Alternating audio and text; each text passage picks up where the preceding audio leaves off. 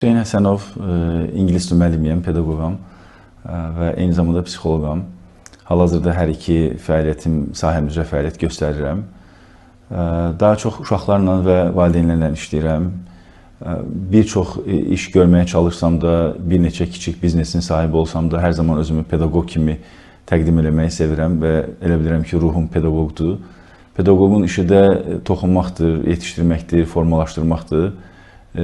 Kənardan özümü o şəkildə görürəm. Elə bilirəm ki, uşaqların və ailələrin, ümumiyyətlə insanların potensialı maksimumu nədirsə, onların ora çatmağına vəsilə olmağa çalışıram. Əlbəttə ki, bunun üçün insanın əvvəla özünün o şəkildə olması lazım. Kənardan baxanlardan olsa, yəqin ki, onlar çox da anlamayacaqlar. Bu adam motosiklet sürür, velosiped sürür, İngilis dil dərsi keçir, nə bilim, kamp edir və s. Amma tanıyan insanlar yəqin ki, İngilis dil müəllimi olaraq biləcəklər, psixoloq kimi biləcəklər və uşaqlarla və valideynlərlə işləyən bir mütəxəssis kimi yəqin ki, məni təqdim edərlər. Sualda vurguladığınız kimi bir çox şeylə məşğul olmağa çalışıram. İşte, həm pedaqoq kimi bir təhsil mərkəzim var, psixoloq kimi uşaqlarla, valideynlərlə işləyirəm, eyni zamanda düşərgələr təşkil edirəm, eyni zamanda korporativlərə, turlar, komanda oyunları olan team building ingilislər demiş, turlar təşkil etməyə çalışıram və bunları necə çatdırdığımı soruşursunuz. Bunları ümumiyyətlə nə qədər çatdıra bildiyimi bilmirəm, heç özümdə bilmirəm ki, çatdıra bilirəmmi, çatdırmağa çalışıram. Amma buna səbəb, bunun qaynağı nədir kimi bir sual soruşdunuz. Bunun qaynağı elə bilirəm ki, vizyondur. Mənim bu həyatda bacarmağa çalışdığım, eləməyə çalışdığım missiyalarım var. Və məni ayaqda saxlayan şeylər onlarda onlar məni davamlı həyəcanlı saxlayır. Kifayət qədər fiziki yoruluram. Hətta 40-ı keçmişəm artıq yaş olaraq son bir neçə ildir ki, artıq boynuma qoyublar ki, sən yorulursan və mən artıq razılaşıram ki, bəli, mən yoruluram. Amma fiziki yorulsam da həyəcanım heç yorulmur. Türkçədə bir ifadə var, həyəcan yorğunluğu, indi tam belə Azərbaycanca deyirəm bunu. Mənim o həyəcan yorğunluğum baş vermir. Çünki o çatmağa çalışdığım məqsədlər, hədəflər o qədər qabaqdadır ki, mən ora çatmaq üçün həyəcan içərisindəyəm. Yəni, ora qaçarkən ayağıma tikan batıb, daşa ilişmişəm, yıxılmışam, palçığa bulaşmışam, heç birisi məni saxlaya bilmir. Çünki gedib çatmağa çalışdığım yer çox gözəl bir yerdir. O ədəbiyyatdakı qızıl alma, ora çatmağa çalışıram. Bəli, əslində dönüb-dönüb bəzən özümə baxdığım, sorğuladığım bir şeydir ki, eləməyə çalışdığım şeylərə çox inanıram, tam bir iman etmişəm, belə deyim hətta. Dolayısıyla da onlara çatana qədər yəqin ki, dayanmayacağım. Yəqin ki, o köhlən atın, ata köhlən də deyirlər. Məsəl üçün, köhlən deyir ki, getdiyi yerə qədər yorulsa da dayanmır, dayanır, çartlayır, ölür. Mən özümə bir köhlən həyatı arzulayıram. Yəni, qaçarkən, ayaqdayken ölmək istəyərəm. Həyəcanımı saxlayan da odur, yəni o missiyamda ora çatmaq. Çatacağımı bilmirəm. Bununla bağlı da bir gözəl bir ifadə var, onu deyib bitirim sualın cavabını. Önəmli olan zəfər deyil, səfərdir. Mən səfərə çıxmışam. Səfərin özü, bu səfərdə olmaq mənim üçün bir zəfərdir. Ora çatıb-çatmaq artıq mənim işimdir. O, başqa hesabın işidir. Orası mənlik deyil. Uşaqlıqdan biraz nəticəyə çatana qədər dirəşən bir uşaq idim, Lori ifadə ilə desəm. Mən evin ikinci uşağıyam. Adlerin Yaşamaq Sənəti adlı bir kitabı var. Valideynlərə və pedaqoqlara tövsiyə edirdim oxusunlar. Orada evin neçənci uşağısan, işte aradakı yaş fərqi, bunlar xarakterin formalaşmasında çox böyük rol oynayır. Evin balacaları çox vaxt daha belə bir həyəcanlı, daha belə bir hərəkətli olur. Çünki onlar evin artıq ikinci uşağıdır, evin bir taxta sahib olan birinci uşağı var. O taxtı ələ keçirmək üçün bir yarış içərisinə girir və dayanmadan çabalayır kimi bir izahı var onun. Və bu 99% də belədir. Müşahidə edəndə hiss eləmək olur ki, mən də evin ikinci uşağıyam. Bəlkə də mən də o taxt üçün çalışmışam, amma qardaşımın taxtında hər an gözüm yoxdur. Biraz onun əlbəttə yetişmə tərzi var, ana-atanın verdiyi tərbiyə var. Onların göstərmiş olduğu hədəflər var, ora çatmaq üçün dəstəkləmələri və motivasiya eləmələri. Daha sonra da oxuduğum Türk liseyi Şəkidə oxumuşam, 97-2002-ci illərdə, buradan yaşımı da təxmin edə bilərlər.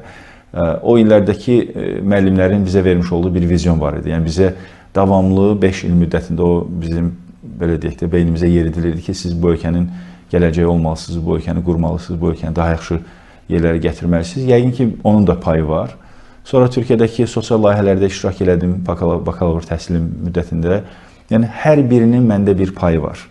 mən bugün bir portretəmsə, bir şəkiləmsə və fərqli rənglər var məndə və bu rənglər hamısını bir yer vurum. Yəni sadəcə valideynlərim ya da sadəcə müəllimlərim yox, hamısı bir rəng vurur. Birisi yaşıl, qırmızı, göy, sarı və s. dərkən bir nəticədə bir ortaya bir portret çıxıb. Xırda-xırda. Həm mən özüm də burada mənim qatqım nədir, bir töhfəm nədir özümə qarşı? Yəqin ki, mənim də burada bir iradəm var, öz nəfsimin də haqqını yeməyim. Doğru bildiyimdə inad etmə, yəqin ki, mənim də qatdığım bu olar. Yəni, o doğruya məni çox gözəl inandırıblar və o doğruda inad eləmə çox gözəl bir ifadə var. Deyir ki, hər duyğunun iki yönü var, məcazi yönü və həqiqi yönü. İnadın məcazi yönü yanlışda inad eləməkdir. Həqiqi yönü işte doğruda inad eləməkdir. Yəqin ki, mənim payım da ola bilər. Mən Hüseyn Əhsənov'a aid desəz ki, özünü xarakterizə elə ən yaxşı yönlərindən biri nədir? Yəqin ki, çox da bir şey saya bilməyəcəm, amma sayacağım ən başdakı amillərdən biri doğruda inad eləmə. Nə qədər yanılsam da, düşsəm də, yıxılsam da təkrar yox, mən doğru bilirəmsə burada davam eləməliyəm. Peşə yönündə bunu abituriyentlərlə görüşəndə həmişə deyirəm, mən uşaq vaxtı istəmişdim, dedektiv olum. Filmlərdən yəqin təhsilləmişdim. Sonra həkim olmağa qərar vermişdim. Sonra ingilis dili müəllimi oldum, sonra da psixoloq oldum və indi hal-hazırda eyni zamanda turizmlə məşğulam. Həmişə bunu uşaqlara deyirəm ki, yəni nəyə niyyət eləsəz də axırda başqa bir şey ola bilər. Bu yəni, uşaqlı həvəsi, həyəcanı, bu marağı ola bilər. Orada o gün buranı xəyal eləməmişdim. Əlbəttə ki, müəllim olacağam, psixoloq olacağam, bunu xəyal eləməmişdim.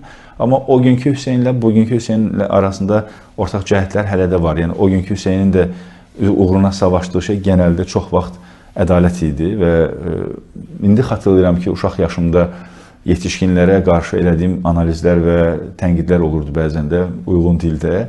Baxıram ki, düz eləmişəm. Yəni o yaşda da bugün də o mövzu qabağıma çıxsa eyni tənqidi eləyərəm. Yəni ortaq cəhətlərimiz var, amma o gün bugünü planlamamışdım ya da xəyal eləməmişdim yəni.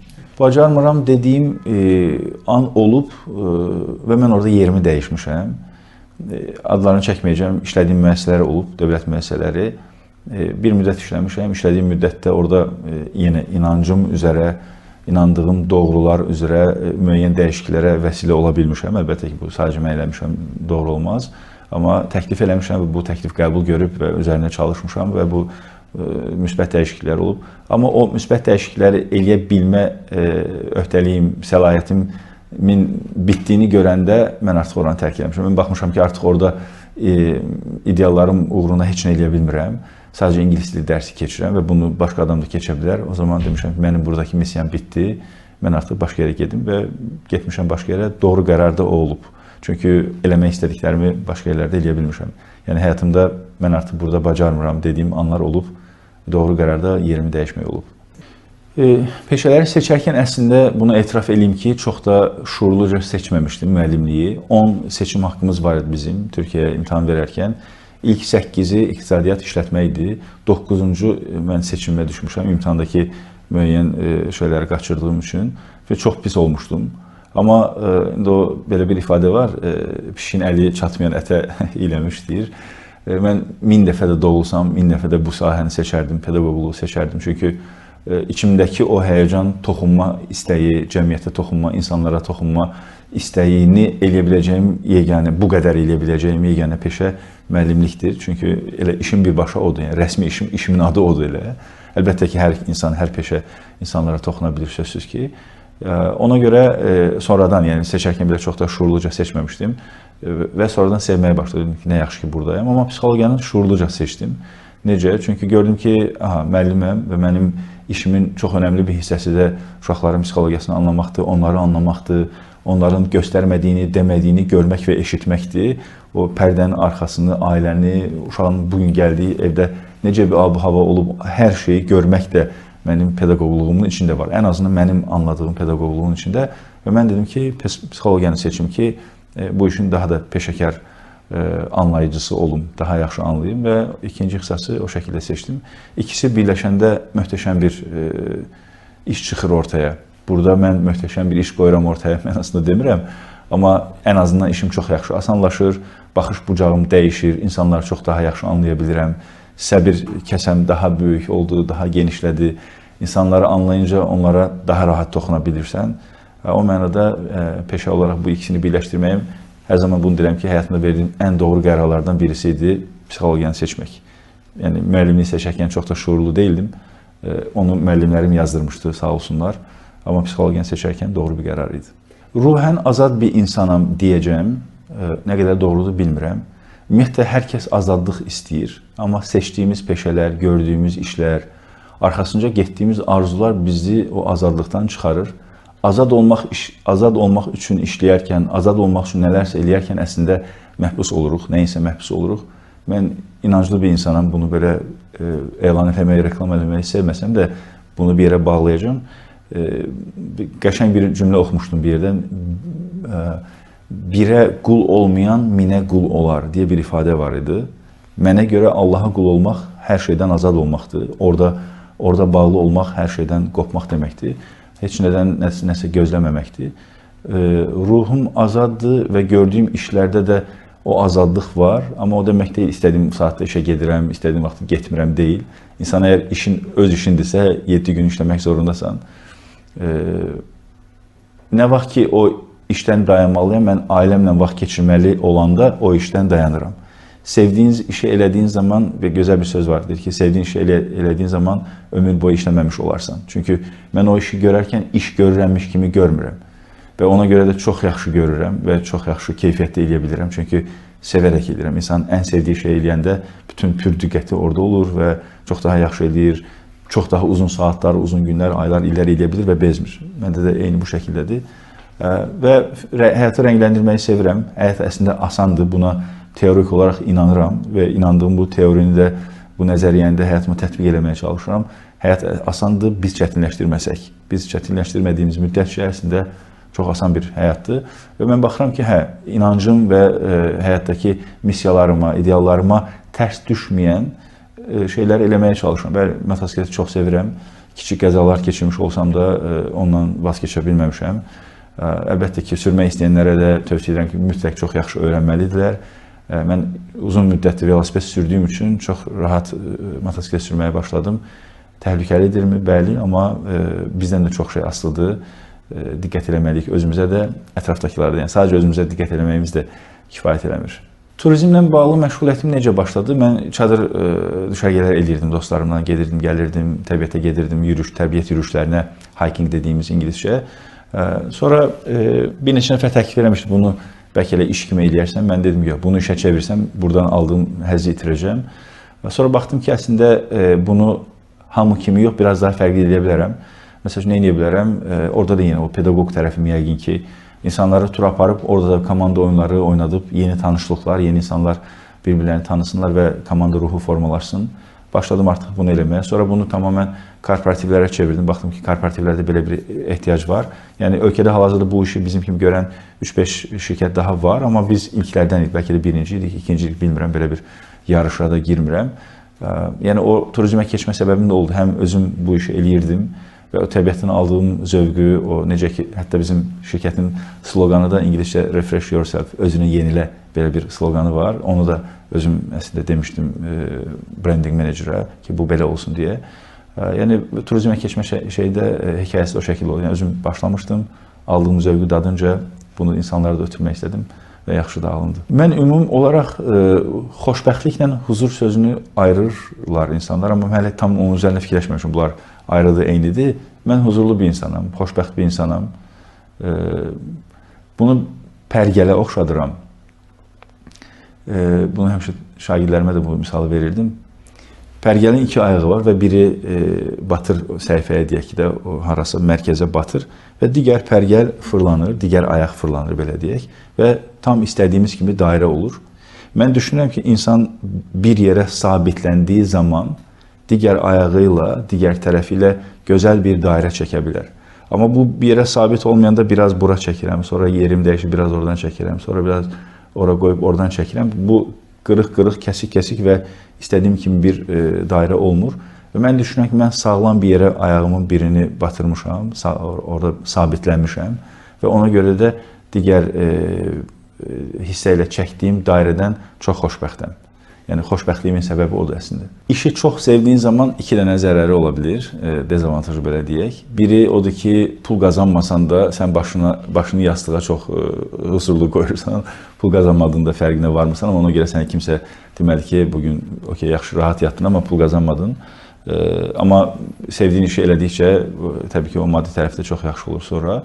İkinci tərəfi də yorulduğunu hiss eləmirsən və iş bitdi deyə bir anlayışın olmur. Gecə-gündüz işləyə bilərsən və sən dayanmayacaqsan. Nə vaxt ki, bayaq da siz də vurguladınız ki, mən ailəmlə vaxt keçirməyə çalışanda ya da dostlarımla vaxt keçirməyə çalışanda mən bilirəm ki, artıq burada dayanmalıyım. Bu onların haqqıdır. İndi ailə məsələsinə gələndə də bu bir məsuliyyətdir və mənə elə gəlir ki, həyatdakı ən böyük missiyalardan biridir ən azından, amma ən böyük məsuliyyətlərdən biridir yenə eyni zamanda. Çünki əgər ailə həyatı qurursansa, istər yoldaşına, istər uşağına, uşaqlarına qarşı bir məsuliyyəti boynuna almış olursan. Deyirsən ki, mən sizə vaxt ayıracağam, mən sizə resurs ayıracağam, mən sizi qoruyacağam, mən sizə lazım olan hər şeyi təmin edəcəm, gücümün çatdığı qədərilə də halalım nəyə çatırsa o qədərini və ona görə bunu texniki olaraq da, nəzəri olaraq da özümə xatırladıram tez-tez ki, okey, artıq Hüseyn, iş saati bitdi, artıq oğlunla vaxt keçirmən lazımdır, oynaman lazımdır. Çünki bunu eləyərkən nəyi xatırlamağa çalışıram və valideynlər də həmişə bunu misal çəkirəm. Deyirəm ki, hər kəs pedaqoq ya da psixoloq olmaq məcburiyyətində deyil. Ki, mən pedaqoq və psixoloq olaraq da kifayət qədər yəqin ki, bir valideyn olaraq səhvlər eləyə bilirəm, insanlıq çünki. Amma biz nə etməliyik bəs? O zaman kitabda oxumaya bilərik, videolarda izləməyə bilərik, təlimlərə də getməyə bilərik, amma yenə də yaxşı valideyn ola bilərik. O vaxt ki, biz öz uşaqlığımızı fikirləşsək ki, mən necə olanda valideynlərimlə xoşbəxt olurdum, vaxt keçirəndə. O zaman deməli, biz də uşaqlarımızdan vaxt keçirmək. Elə o bizi yaxşı bir valideyn, yaxşı bir yoldaş, yaxşı bir eş eləyəcək. Bu yola girərkən, bu yol dediyim, bayaqdan o missiyalar dediyim, bu yola girərkən mənə dəstək olan imkanlarmı, özümə inancımı, özümə deyil, nə imkanlarım, nə özümə olan inancım, birinci inandığım doğrular idi. İnandığım bir doğru vardı ki, cəmiyyətdə bunları eləmək lazım. Biriləri bunu eləməlidir. Mən orada bəlkə ikinci planda ola bilər ki, özümə inanc. Mən oradakı özümə inancım bunu eləyəcəm deyil, bunu tamamlayacağım, bu missiyanı mən bitirəcəm deyil, amma bu yolda nəsə eləyə bilərəm. Çünki bir şey eləmək üçün bir istəmək lazım, kifayət qədər istəmək lazım. Mən ingilis dili müəllimiyəm və çox tələbə görürəm, kursa gedən öz şəxsi tələbələrimdə olub vaxt ilə. Kim ki istəyir həqiqətən, o adam bacarır. O vaxtı tapır, o pul da tapır, enerji də tapır, mütləq ki eləyir. Məsəl üçün, bu inanmayan, istəməyən, həqiqətən istəməyən, onun vaxtı olmur, o ev tapşırığı istəmir, o kitab istəmir, o oxumaq istəmir, o dinləmək istəmir və bunlar üçün hamısının üçün kifayət qədər bəhanə tapa bilir. Yəni, istəmək özüdür hər şeyin. Ümumiyyətlə, bu bir seçimdir. Həyatdakı hər şey seçimdir. Bir şey dəyişmiriksə, demək ki, mövcudu seçirik. Dəyişiriksə, demək ki, yenini seçirik. Mən də inandığım bir doğrular var idi və mən də inanırdım ki, mən də nəsə edə bilərəm. Əlim var, qolum var, ağlım var. Yəni, niyə də yox? Yəni, nə qədər edə biləcəm, bu mənim hesabım deyil. Mən bacardığım qədərini edəcəm. Şagirdlərimə də ümumiyyətlə, onlar nə isə bacarmayıb ağlayanda onu soruşurum ki, sən əlinə gələni elədin. Dedi ki, hə, bu ki, sən artıq uğurlusan. Sənin üzərinə düşən əlindən gələni eləməkdir. Necə ki, o toxum misalı. Bizim üzərimizdə düşən o toxum əkməkdir. Mən deyə bilmərəm, mən bu bitkini bitirə biləcəm. Mən deyə bilərəm ki, mən bu toxumu əkə bilərəm. Suyunu da verə bilərəm. Da bitər, bitməz, o artıq təvəkkül. EduLens mərkəzimiz, ümumiyyətlə adı da Education Lens. Bunu bizim Rəşad Baxışov var, hansı ki o naming adı o qoymuşdu.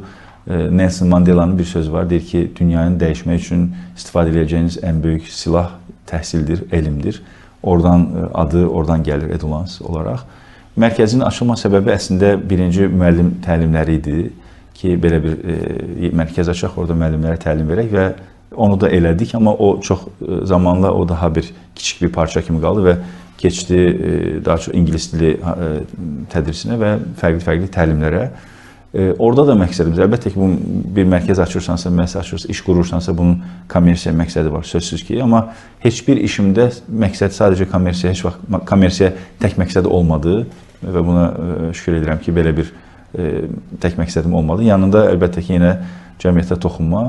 Beynimdə belə bir ad da var idi ki, hətta Human Factory deyə, insan zavodu, insan fabriki və gözümdə həmişə onu canlandırdım ki, bura belə bir arı yeşiyi kimi qaynasın, nə sosial layihələrə yer lazımsa gəlsin, istifadə eləsinlər. Belə bir həmişə o gözümdə canlanırdı. O beynimdə canlanan ofis deyil hal-hazırki. O beynimdə canlanan belə hər tərəfi şüşədən bir ofis idi, amma indiki divarlardan da. Amma yenə də həmin o bir çox sosial layihədə ev sahibliyi eləyir. Müəyyən qədər o həmin o məqsədimə çatmış oldum yəni. İnanmaq üçün uşaq ya da tələbə görməlidir ki, qarşı tərəf onu görür. Görüldüyünü görən uşaq ona güvənir. Deyir ki, artıq o məni görür, mənim hər halımı görür. Görürsə müdaxilə edəcək demək. Çünki görmək özü bir istəkdir. Yəni mən dərsə girirəm, sadəcə əgər ingilis dili keçməyi məqsəd qoymuşamsa, uşaqdakı uşağın yaşadığı hissləri, duyğuları görməyi məqsəd eləməmişəm, zaten görməyəcəm. Niyyətlənmişəmsə görürəm, bu gördüyümü də o görür. Və ondan sonra güvənməyə başlayır. Bir pedaqoqda, ümumiyyətlə müəllimlə pedaqoqu ayırıram. Yəni sadəcə ingilis dili öyrədən adam müəllimdir. O ərəbcədən gələn sözdə elmi ötürən adamdır. Amma pedaqoq biraz daha geniş bir ifadədir deyə düşünürəm. Pedaqoq artıq toxunandır. O uşağın ingilis dili bacarığı, riyaziyyat bacarığından əlavə bugünkü duyğu halı necədir, evdəki nə kimi problemləri var. Bəlkə də hamısını həll edə bilməyəcək, amma ən azından o anladığını gözləyir. Məsələn, mən ona qrammatika öyrədirəm. Bu dəqiqə o qrammatika onun heç vecinə deyil. Yəni o halda deyil. Hər birimiz o halımız var. Yəni biz yetişkinlər, biz oxumuşlar, biz ağıllılar, uşaqlardan üstünlər. Bizim də elə hallarımız var ki, nə iş vecimizədir o anda, heç bir şeydə dünya dalğısı vecimizə olmayan hallarımız olur. O körpə uşağın da, o körpə ruhun da o halları ola bilir. Bir pedaqoq bunu görmür. Bunu görmürsə bitdi artıq. Bunu görürsə uşaq da onun gördüyünü görür və uşaq o zaman ora özünü buraxır ki və görür ki, bu sinifin qaydaları var, qanunları var. O sinifdə o qorunur. Heç kəs bu sinifdə onu zorbalaya bilməz. İstər fiziki olaraq, istər mənəvi olaraq. Bu özü də görməkdir. Yəni, o uşaq əgər tənəffüsdə ayağa durub başqalarına qarışmırsa, bunu deyəndə də belə qəhrlənirəm. Gözüm qabağına gəlir bəzi mənzərələr. Yəni, o müəllim onu görməlidir ki, bu uşaq niyə qarışmaq istəmir? Görəsən, nədən çəkinir? Amma burada oturum, yəni bura mənim üçün də təhlükəsiz zonadır. Qarışaram, yenə zorbalayarlarımı müəllim onu görməsi lazım. Gördüyü zaman uşaq ona güvənir, bilir ki, bu adamın olduğu yerdə ona zərər toxunmaz. Bugünkü Hüseyni formalaşdıran əsas həyat dərsi, mən deyərdim ki, həm müəllimlərimin cəmiyyət formalaşdırmaq adına elədikləri fədakarlıqlar bugünkü Hüseynin formalaşmasına çox böyük rol oynayıb. Bu düşüncə ilə, bu duyğu düşüncə ilə tələbəlik həyatına başlayanda oradakı gördüyüm bütün sosial fəaliyyətlərə qoşulmağa çalışdım. Əlbəttə ki, bunlar hamısı könüllüydü və orada mən pul qazanmırdım. Bugün könüllülüklərə qoşulan insanlara və də könüllülüklərə dəvət edən insanlara pis baxılır ki, insanları pulsuz işlədirsiniz və s. Amma oranın qazandırdığı qabiliyyətləri, bacarıqları heç bir yer, heç bir məktəb, heç bir kitab vermir. O yoldan keçmək lazımdır. Hər kəs oradan keçməli. Mənə də odur yəqin ki, bugünkü Hüseynə qazandıran. Uğur çatılan bir nöqtə deyil. Ümumiyyətlə, çatıldığı zaman əgər o uğurlu olduğum o yol bitirsə, bu özü bir uğursuzluqdur. Kimyager deyə bir kitab var, Paulo Coelho'nun. Orada Yahudi ilə bir müsəlman söhbətləşirlər, bir yerdə qalırlar. Müsəlman davamlı deyir ki, mən pul yığıram, həccə gedəcəm, pul yığıram, həccə gedəcəm. Bir gün Yahudi deyir ki, məncə sən yığdın, kifayət qədər, niyə getmədin? Deyir ki, tam gedəcəkdim, baxdım ki, mən həccə getsəm, sonra mənim heç bir xəyalım, heç bir məqsədim qalmayacaq bu həyatda və ondan məqsədsiz və xəyalsız yaşamaqdan qorxdum. Bu dini yöndən baxsan, o əslində getməli idi, həcc ibadət fərzi getməli, amma bizə verdiyi dərs ya da ötürdüyü mesaj odur ki, bəli, məqsədsiz olmaz, səfərdir əsas olan. Elə yolun özü, sevdiyin yolda, doğru yolda yəni sənin doğrularına, əlbəttə ki, hər kəsin doğrusu fərqli olar. Doğru yolda olmaq özü bir uğurdur. Ümumiyyətlə, dövrləri qarşılaşdırmağı sevmirəm. İşte bizim dövrümüz çətindir, ay bala, sizin dövrünüz asandır. Yox, əgər illah da qarşılaşdırası olsa, bu uşaqların dövrü daha çətindir. Biz çox da belə bir şey eləməmək, minnət qoymayaq uşaqların boynuna. Niyə? Çünki bizim dövrümüzdə bizi məqsəddən yayındıran, doğrudan yayındıran, bizi pozacaq, bizə pis vərdişləri əldə elətdirəcək ehtimallar da çox az idi, əlçatan deyildi. Bugün üçün peşələr də çoxdur, pis vərdişlər də çoxdur, pis vərdişlərə çatmanın yolları da çoxdur və çox asandır və s. və s. Onların diqqətini dağıdacaq çox şey var. Deyəlim ki, sosial şəbəkədən bacardıqca uzaq qala bilsələr nə yaxşı olar. Bu amma belə biraz çox da inandırıcı hal deyil. Mentor tapmalılar məncə. Bir balaca əslində hər gənc kifayət qədər də onların başı işləyir, universitet tələbələr universiteti qazanıb, uşaqlar məktəbdə oxuyurlar və s. Hamısı maşallah yaxşıdırlar. Bu dövrdə baş çıxarda bilirlərsə, başlar bizdən yaxşı işləyir bəlkə də. Oturub fikirləşsələr ki, mən nə istəyirəm, nə olmaq istəyirəm, hara getmək istəyirəm, necə formalaşmaq istəyirəm. Ola bilər ki, nümunə götürə bilərlər ki, bu adam xoşuma gəlir, necə olub görəsən və s. Düzdür, bu da çox belə bir izafidir də. Yəni, çox rahat pul qazanan bir bloger də onlar üçün ideal bir insan ola bilər. Burada mənə elə gəlir ki, valideynlərin verdiyi dəyərlər o uşaqların düşüncə tərzini formalaşdıracaq. Valideynlər onlara müəyyən dəyərlər aşılayıbsa, doğru dəyərlər aşılayıbsa, bir uşaq çox da o blogerin arxasına getməyəcək. Bu arada blogerlərin hamısı elə deyil, sözsüz ki, faydalılar da var. Ən çox verilən misal deyə bunu dedim. Yəni, baxacaq ki, yox, içindəki o dəyərlərlə bu yol nəsə o deyil, bunlar nəsə üstə düşmür, orada çox da xoşbəxt olmaya bilər. Yəni, onu bayaq ki, pərgər, o sabitlənən ayaq, bu içində o dəyərlər varsa, onu yəqin ki, saxlayacaq. Huzuru olan, xoşbəxt olan insanlarla məncə danışmalıdırlar. Həyata inancını itirmiş bir gəncə deyə biləcəyim bir şey olar, birinci şey olar ki, ümumiyyətlə yaşlı insanlar da həyata inancını itirə bilər. Ümumiyyətlə belə deyim də, yəni insan övladı Adəmdən bugünə, mən indi ora inanıram, Adəmdən bugünə bir şeyin arxasınca qaçır. O da xoşbəxtlikdir, huzurdur yəni. Qaçarkən işte o huzuru axtaran insandan istifadə edib ona gəl bu huzur buradadır, bunu satdılar, huzur buradadır, bunu satdılar və bunu satdılar və s. Bugünkü dünyanın quruluşu insanları öncə bədbəxt edib, sonra xoşbəxtlik satmaq üzərinə qurulub. Və insanlar da, bəli onlar bədbəxt olurlar, nə vaxt ki qarşılaşdırmalar başlayır. Və ümidsizliyə düşdülər ki, mən xoşbəxt ola bilməyəcəm, mən uğurlu ola bilməyəcəm. Davam bizim qabağımıza ingilisini çox yaxşı bilən, filan vəzifəyə çatan, filan qədər pul alan, filan maşını alan, filan villanı alan insanlar çıxarılaraq mövcud halımızdan bizi bədbəxt eləməyə çalışırlar və bunu da bacarırlar. Ümumi kütləvi götürsək bunu bacarırlar və sonra da xoşbəxtlik satmağa başlayırlar. Burada ümidsizliklər başlayır. Yəni, mən o qədər uğurlu ola bilməyəcəm, mən bu qədər pulum olmayacaq. Məncə, ümidimizi nə qırır ona baxmalıyıq, gənclər ona baxmalıdır. Yəni, ümidsiz hiss edirəm, bu bir duyğudur, yaşaya bilərik, hər birimiz hər an yaşaya bilərik. Yəni, mən də bayaq dedim ki, mən xoşbəxtəm, mən uzun, bəzən mən də bu şeyə düşürəm, amma qalxa biləcək, tuta biləcək bir sağlam budaqlarım var.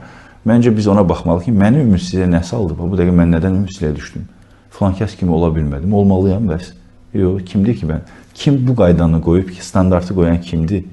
Filan kəs mənə filan şey satan filan kəsdir. Yəni, demək ki, mən onun qoyduğu standartdan getməməliyim. Məncə, biz ümidsizliyə düşəndə birinci ona baxmalıyıq ki, məni bu ümidsizliyə salan şey nədir? İkincisi də ki, mən bu həyatda ən çox inandığım və uşaqlara ən çox aşılamağa çalışdığım şeylərdən birisi odur. Aparıq, məsəl üçün, uşaqları düşərgələrə.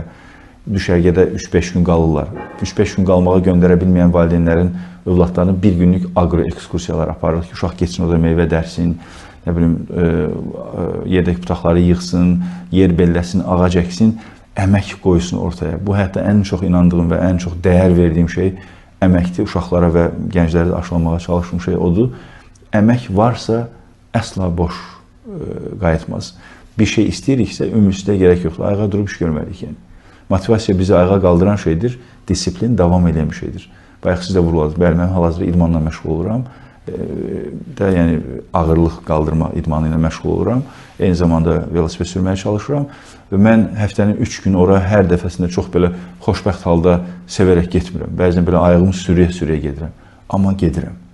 İbadət də o şəkildədir. Məsəl üçün, ibadət bilirik ki, fərzdir, mən bunu eləməliyəm gündə 5 dəfə, amma mən deyirəm ki, mən gündə 5 dəfə namazı eyni huzurla, eyni huşu içərisində qılıram desəm, bu riyakarlıq olur, deyil. Bəzən də onu eləməliyəm deyə durub eləyirəm ki, ora bir dənə quş qoyum ki, bu günorta namazını da qıldım, amma ondan sonra gələn xoşbəxtlik möhtəşəm bir hissdir. Yəni, düşmədim, axsatmadım, üzərimə düşəni elədim. İdmana gedəndə də ayağımı sürə-sürə gedirəm. Bəzən amma oradan çıxanda oradakı quş qoydum, özümü xoşbəxt hiss edirəm ki, bugün üzərimə qoyduğum işi tamamladım. Bu ümiddir. Orada artıq ümidim qırılmır. Niyə? Çünki baxıram ki, elədikcə alınır, elədikcə daha yaxşı olur, daha yaxşı olur, daha yaxşı olur. Və o qoyduğumuz əmək xırda, kərpiç, o istədiyimiz divarı, bir divarı, sonra ikincini, sonra dördünü tikəndən sonra bu olur, üstünə bir dam qoyanda bu olur bir ev. Ona görə ümidimiz nə qırır, ona baxmalıyıq. Sonra da ayağa durub üzərimizə düşən nədirsə onu eləməliyik. Biz nəticəyə yox, o toxum əkəndən sonra kim deyə bilər, toxum mən əkdim, kökünü də dartdım, çıxartdım, heç kəs. Bizim işimiz toxum əkməkdir.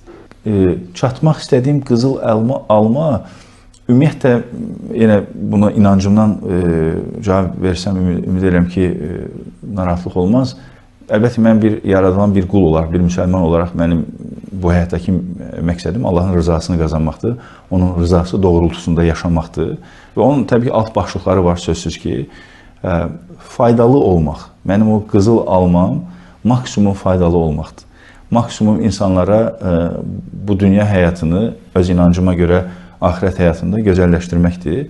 Mən din adamı deyiləm. Yəni, bu genəldə çox vaxt bunu sadəcə din adamlarının vəzifəsiymiş kimi görülən bir missiyadır. Amma insan axirətə inanmasa belə bu dünyanı gözəl yaşaya bilər.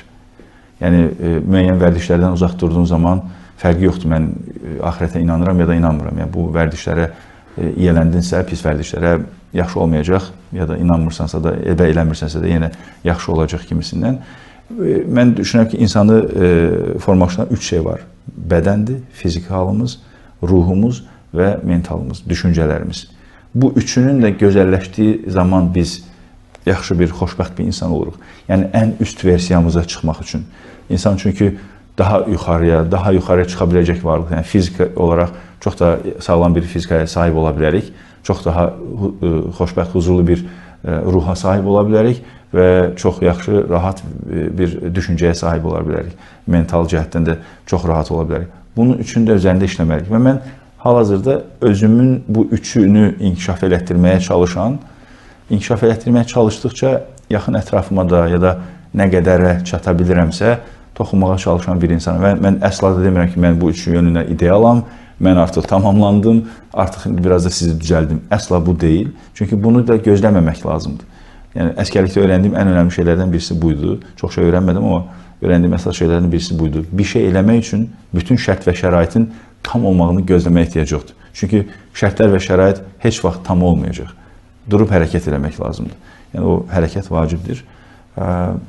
Mənim də qızıl almam odur. Yəni, bu cəmiyyətdə daha çox insanın daha gözəl yaşaması. Və bir inandığım bir söz var və tez-tez dediyim bir söz var. Bir insan deyil. Düşünürəm ki, elə bu çəkilişdə də bununla da bitirə bilərəm son sözüm olaraq. Bir insan deyil, bəs nə deməkdir? Bir insan neçə insandır? Mən düşünürəm ki, biz toxunduğumuz qədər insanıq. 1000 nəfərə toxunuruqsa, 1000 nəfərik. 1 milyon insana toxunuruqsa, 1 milyon insanıq. Və çox gözəl bir ifadə var bununla bağlı. Deyir ki, məqsədi milləti olan özü tək başına bir millətdir.